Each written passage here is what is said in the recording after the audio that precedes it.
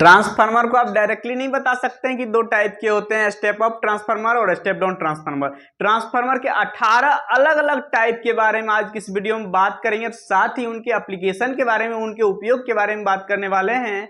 Actually आप directly बताएंगे दो टाइप के ट्रांसफार्मर होते हैं तो आपके इंटरव्यू और आपके एग्जाम खराब हो सकते हैं, क्योंकि अलग अलग आधार पे उनको अलग अलग टाइप में क्लासिफाइड कर सकते हैं, जो कि कई सारे टाइप के ट्रांसफार्मर होते हैं। जो उसमें से मेनली 18 टाइप के ट्रांसफार्मर जो उपयोग में लेते हैं उनके बारे में आज की इस वीडियो में बात करने वाले हैं, तो आप लास्ट तक बने रहिएगा। सबसे पहले हम बात कर लेते हैं बेस्ड ऑन सप्लाई। सप्लाई के अकॉर्डिंग जो होते हैं ट्रांसफार्मर दो टाइप के होते हैं, सिंगल फेज ट्रांसफार्मर और three phase transformer. Single phase transformer single phase AC supply में उपयोग करते हैं और three phase transformer three phase supply में उपयोग करते हैं।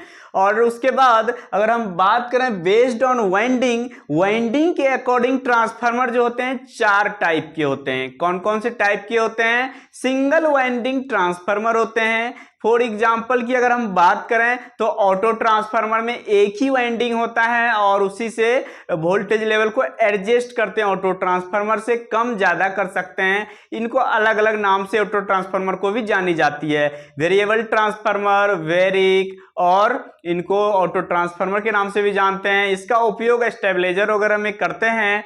और इसके बाद टू वाइंडिंग ट्रांसफार्मर होता है जो कि कोर टाइप और सेल टाइप ट्रांसफार्मर होता है। इसके बाद थ्री वाइंडिंग ट्रांसफार्मर होता है, इसमें एक ऑक्सिलरी वाइंडिंग उपयोग करते हैं जो कि सबस्टेशन वगैरह में उपयोग में लेते हैं। इसके बाद सिक्स वाइंडिंग ट्रांसफार्मर होता है। सिक्स वाइंडिंग ट्रांसफार्मर जो होता है ये कंट्रोलर वगैरह में उपयोग करते हैं सिक्स वाइंडिंग ट्रांसफार्मर। बाद हम बात करें तो बेस्ड ऑन कंस्ट्रक्शन, यानी कि कंस्ट्रक्शन के आधार पर ट्रांसफार्मर को आप तीन टाइप में क्लासिफाइड कर सकते हैं।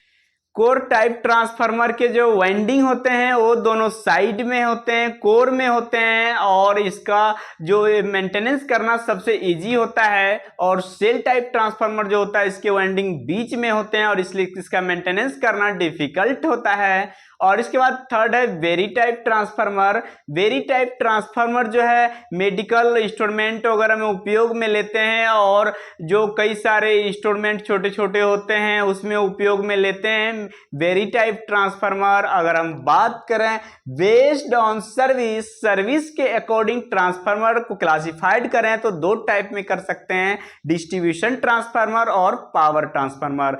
डिस्ट्रीब्यूशन ट्रांसफार्मर को आप डिस्ट्रीब्यूशन लाइन पे उपयोग में लेते हैं और पावर ट्रांसफार्मर को ट्रांसमिशन लाइन पे उपयोग में लेते हैं। और अगर हम बात करें बेस्ड ऑन मेजरमेंट, मेजरमेंट के अकॉर्डिंग ट्रांसफार्मर को दो पार्ट में आप क्लासिफाइड कर सकते हैं। First current transformer, current transformer को उपयोग में लेते हैं करंट को मेजर करने के लिए, यानी हाई करंट को मेजर करने के लिए उपयोग में लेते हैं सबस्टेशन वगैरह में। और सेकंड पोटेंशियल ट्रांसफार्मर, यानी कि हाई वोल्टेज को मेजर करने के लिए यह ट्रांसफार्मर उपयोग लेते हैं सबस्टेशन वगैरह में। और इसके बाद अगर हम बात करें बेस्ड ऑन कूलिंग, कूलिंग के आधार पे जो ट्रांसफार्मर होता है वो दो टाइप के होते हैं, एक ड्राई टाइप ट्रांसफार्मर और सेकंड में जो होते हैं वो ऑयल टाइप ट्रांसफार्मर होते हैं।